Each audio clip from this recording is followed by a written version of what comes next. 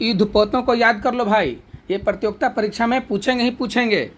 ये युद्धपोत भारतीय युद्धपोत हैं। युद्धपोत उसे कहते हैं जो समुद्र में लड़ाई के दौरान जाते हैं। उस शिप पे यानी जहाज पे फाइटर प्लेन, हेलीकॉप्टर और सारे जो मिसाइल्स वगैरह हैं वो तैनात होते हैं और युद्ध में सहायता करते हैं। उसे युद्धपोत बोलते हैं।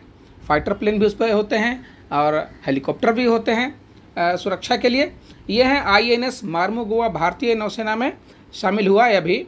तो आप ये 4 युद्धपोत को याद कर लीजिए। ये विशाखापट्टनम श्रेणी के हैं। इसे कहते हैं P-15B श्रेणी का नाम है। परियोजना 15 भी याद कर लीजिए, पूछेंगे।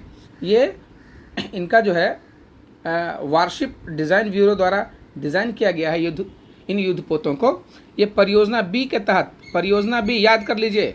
परियोजना B प्रतियोगिता परीक्षा के लिए बहुत इंपॉर्टेंट है, या हो BPSC, UPSC या फिर टीचर के लिए, याद कर लीजिए। यह परियोजना B के तहत युद्धपोत निर्माण किया गया है। ये 4 युद्धपोत का निर्माण किया जाएगा परियोजना B। परियोजना B को कहते हैं शॉर्ट में P-15B। ये विशाखापट्टनम श्रेणी का भी युद्धपोत कहा जाता है परियोजना B को। तो मार्मुगाओ, ये गोवा, जैसे गाँव है, ट्रिक करना आपको, ट्रिक से याद करना है तो गाँव है तो गोवा याद रखिए, है ना।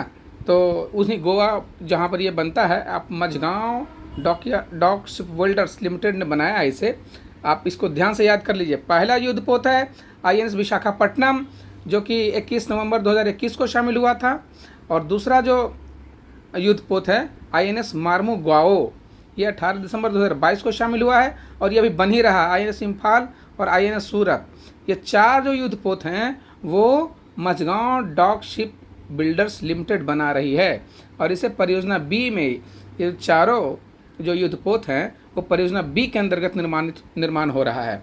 18 दिसंबर 2022 को मुंबई स्थित नौसैनिक पोतगाह में भारतीय नौसैनिक पोत इंडियन नेवल शिप INS, इसका फुल फॉर्म है INS का, इंडियन नेवल शिप मार्मुगाओ D-67 उसका नाम है, ये को भारतीय नौसेना में शामिल किया गया।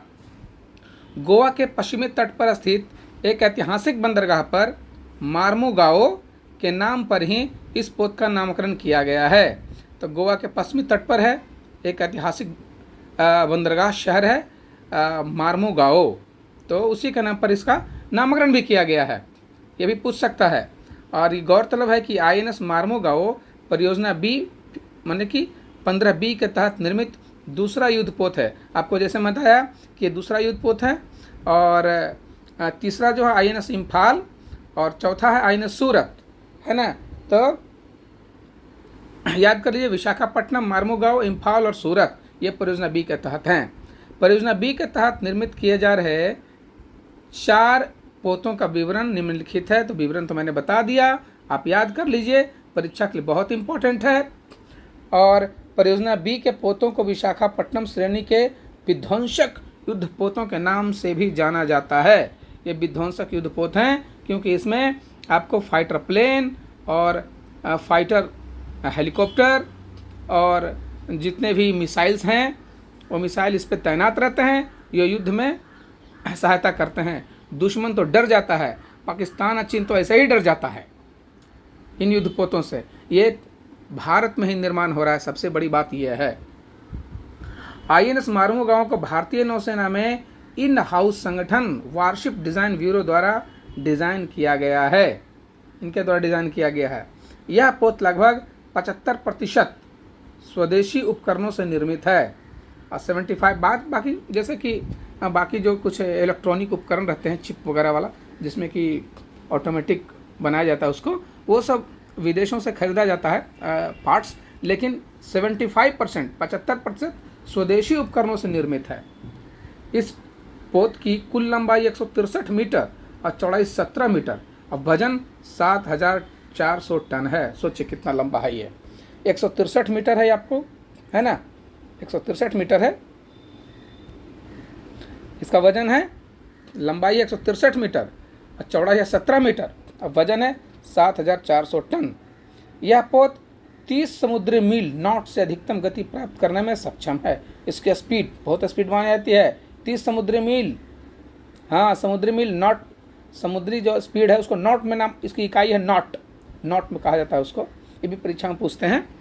ये अधिकतम गति प्राप्त करने में सक्षम है।